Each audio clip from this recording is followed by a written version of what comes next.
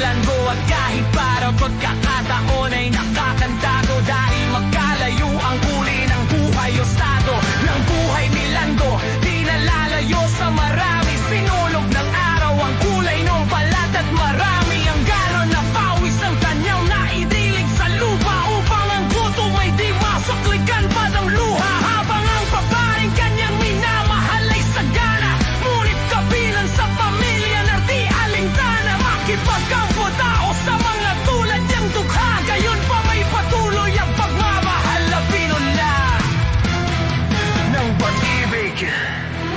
Huwag kang mabahala, may nagmamatay sa believe ng amang sa sunog at may hawak na papalib. Di ka hayaan na muli kang masaktan. Huwag ka nang matakot sa lilim.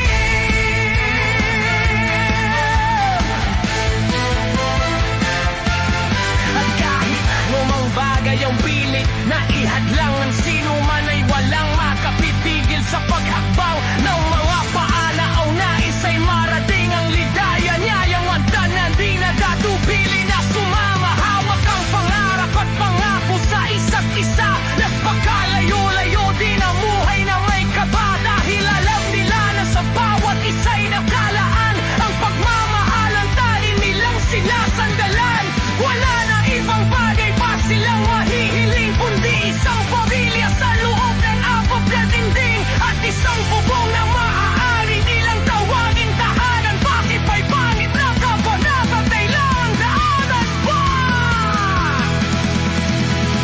Huwag kang mabahala, may nagbabantay sa dilim.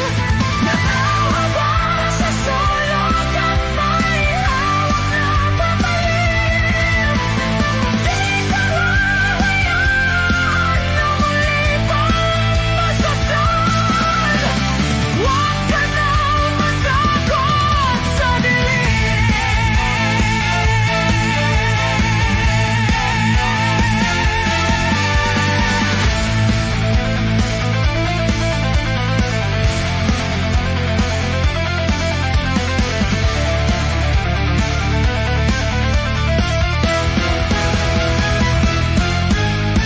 Isang gabi ng Webets, lumubog na ang araw.